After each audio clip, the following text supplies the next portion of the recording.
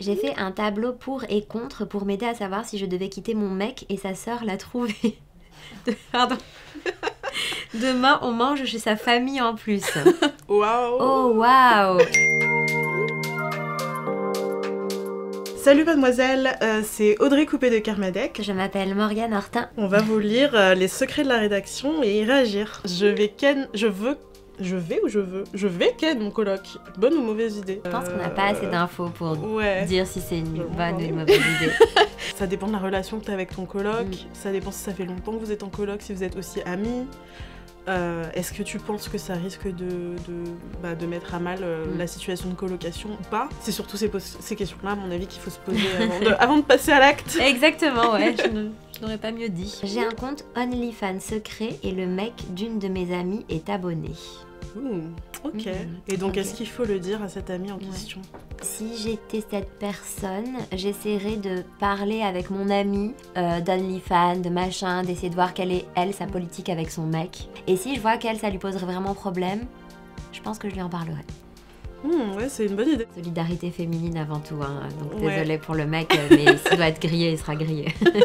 Mon date a écrit « voilou » à la fin de son message, ça me dégoûte, mais je me vois pas le ghoster pour ça. Il n'y a rien qui justifie de ghoster quelqu'un, je tiens à le préciser, le ghosting est une pratique très humiliante et qui peut laisser beaucoup de traces. Lui proposer une autre formule à la place, je sais pas, c'est rattrapable, non? Oui, voilou, ça me paraît pas dramatique, je pense qu'on peut trouver autre chose que ghoster quelqu'un. Ouais, totalement. Je crois que je ne suis plus amoureux de ma copine, plus de 3 ans, mais je n'arrive pas à la quitter parce que sexuellement ça fonctionne bien.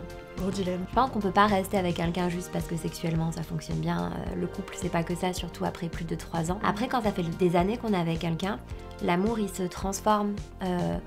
On n'est plus amoureux comme on a les représentations de l'amour dans les films et les livres, on a les papillons dans le ventre. Alors peut-être juste qu'il faut reconsidérer ce que ça veut dire que d'être amoureux. Je sais pas ce que t'en penses. Ouais, je pense la même chose et je pense que limite il faudrait en parler, tout simplement. Pas forcément avec ces mots-là parce que c'est un peu compliqué, je pense que ça peut être dur. Mais pour moi c'est un secret qui vaut le coup d'être partagé. Sous le coup de l'alcool, j'ai couché avec la meuf de ma meilleure amie, couple lesbien. Je ne sais pas comment lui dire, help, ça fait 2 semaines. Il y a des secrets que j'aimerais vous dire, vous pouvez les garder pour vous, c'est votre jardin intime. Mais ça, il faut le dire. Parce que ça va laisser des traces, parce que ça va changer les relations, parce que ça va changer des choses au sein de leur couple. Il y a la fameuse expression comme quoi tout se sait un jour, surtout ce genre de secret.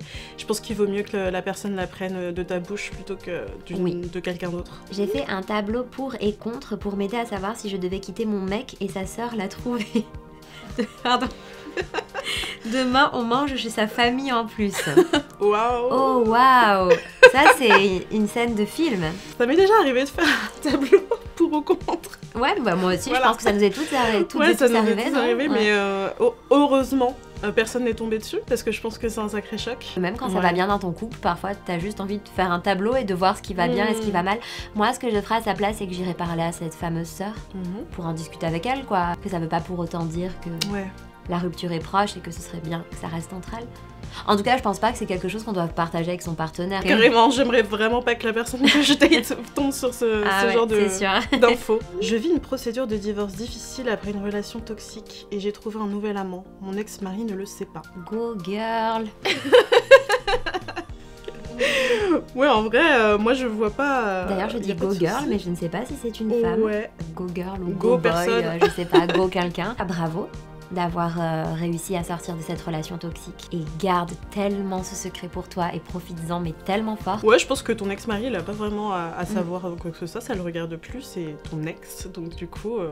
Profite. Je suis en couple, mais je pense H24 à mon ex. J'arrête pas de stalker son profil Insta. Je reçois beaucoup de secrets qui concernent cette thématique. Parfois, les fins d'histoire ne nous permettent pas d'avoir un deuil qui se fasse rapidement. Arrête déjà de le stalker sur Instagram. Prendre soin de son cœur et penser à soi. Ça passe par se couper un peu de l'autre et arrêter d'avoir une vue sur ce qu'il ou elle fait parce que de toute façon, on n'a pas de prise dessus. Moi, en général, sur Instagram, je mute ou alors je bloque. En tout cas, tu peux en parler.